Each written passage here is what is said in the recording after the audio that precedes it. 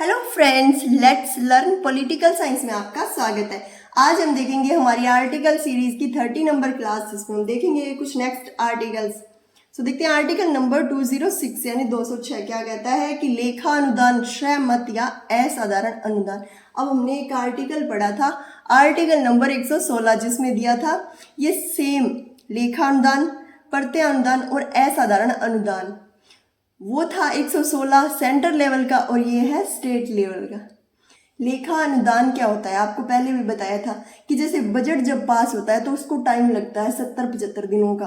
तो उन दिनों में जब पिछला जो बजट था वो कम पड़ गया और आगे का बजट अभी पास नहीं हुआ, तो ऐसे में क्या करते हैं, लेखा अनुदान के द्वारा क्या करते हैं, 1-2 मंथ के लिए पैसे ले लेते हैं। और प्रत्यय अनुदान क्या होता है कि अचानक पैसों की जरूरत पड़ जाए। अब इसमें ये नहीं होता कि कितने पैसे निकलवाने हैं, जैसे कहीं बाढ़ आ जाए तो ये बाद में पता चलता है कि इतने पैसों का यहाँ खर्चा हो गया और वो निकाले जा सकते हैं प्रत्यय अनुदान के द्वारा।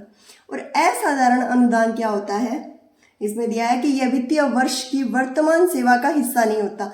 राज्य विधानमंडल के पास उन उद्देश्यों के लिए राज्य की संचित निधि से धन की निकासी को कानून द्वारा अधिकृत करने की शक्ति होगी जिनको उक्त अनुदान दिए गए हैं। अब ये असाधारण है तो किसी खास पर्पज के लिए ही पैसे निकाले जा सकते हैं। नेक्स्ट हम देखेंगे आर्टिकल नंबर 207। इसमें क्या दिया, वित्तीय विधेयकों के संबंध में विशेष उपबंध। देखते हैं इसका फर्स्ट क्लॉज क्या कहता है। आर्टिकल नंबर 199 के खंड 1 में विनिर्दिष्ट किसी विषय के लिए उपबंध करने वाला विधेयक या संशोधन। अब इसमें क्या होता है, धन विधेयक के बारे में दिया गया है। इस खंड के अधीन कटौती या अनुमूलन नहीं होगा। अब इस आर्टिकल के अधीन जो है कटौती की जा सकती है, तो आप ये नहीं बोलोगे कि ये आर्टिकल 207 के अंदर भी हो जाएगी, ये नहीं है। देखते हैं इसका सेकंड क्लॉज क्या कहता है कि किसी विधेयक या संशोधन को पूर्वोत्तर विषयों में से केवल इस कारण का प्रावधान करने वाला नहीं समझा जाएगा कि वह जुर्माना या अन्य आर्थिक दंड लगाने का या लाइसेंसों की फीस मांगने या भुगतान करने का या प्रावधान की गई सेवाओं की फीस का या इस कारण कि वह स्थानीय प्रयोजन के लिए किसी स्थानीय निकाय द्वारा किसी कर के अधिरोपण, अनुमूलन, छूट या परिवर्तन का प्रावधान है। अधिरोपण, अनुमूलन, टैक्सेस में टैक्सेस को घटाना, बढ़ाना या उनमें परिवर्तन करना, छूट, ये सब। देखते हैं इसका थर्ड क्लॉज क्या कहता है कि कोई विधेयक जिसके अधिनियमित होने और लागू होने पर राज्य की संचित निधि से व्यय होगा, राज्य विधानमंडल के किसी सदन द्वारा तब तक पारित नहीं किया जाएगा जब तक कि राज्यपाल की सहमति ना हो। राज्यपाल ने उस विधेयक पर विचार करने के लिए उस सदन से सिफारिश न कर दी हो। देखते हैं नेक्स्ट आर्टिकल, आर्टिकल नंबर 208 यानी 208। इसमें क्या दिया है, प्रक्रिया के नियम। इसका क्लॉज फर्स्ट क्या कहता है कि किसी राज्य के विधानमंडल का कोई सदन इस संविधान के उपबंधों के अधीन रहते हुए अपनी प्रक्रिया तथा अपने कार्य संचालनों के विनियमन के लिए नियम बना सकेंगे। ठीक बात।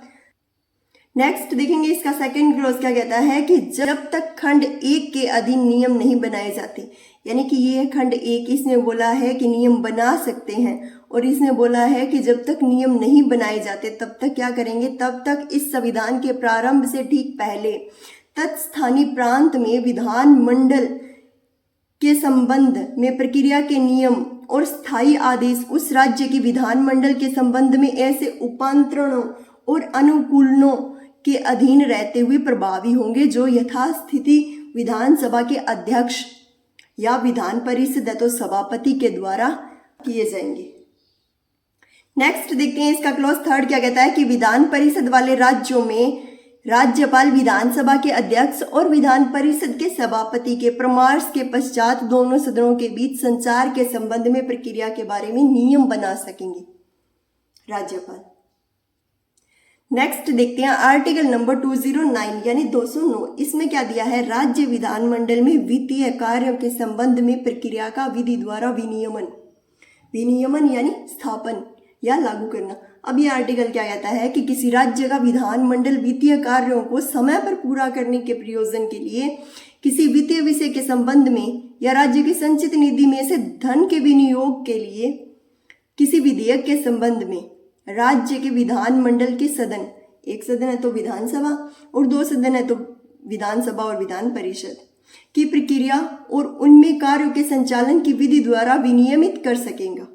और यदि जहां तक इस प्रकार बनाई गई किसी विधि का कोई उपबंध अनुच्छेद 208 के खंड 1 जो कि हमने अभी पढ़ा है अधीन राज्य के विधानमंडल के सदन या किसी सदन द्वारा बनाए गए किसी नियम से या उस अनुच्छेद के खंड 2 के अधीन राज्य के विधानमंडल के संबंध में प्रभावी किसी नियम या स्थायी आदेश से असंगत है यानी मेल नहीं करता, तो ऐसा उपबंध अभिभावी होगा यानी नहीं माना जाएगा। तो ये थे हमारे आज के कुछ आर्टिकल। आई होप वीडियो आपको अच्छी लगी होगी। अगर वीडियो आपको अच्छी लगी है तो लाइक शेयर सब्सक्राइब जरूर करें। मिलते हैं नेक्स्ट वीडियो में। Thanks for watching.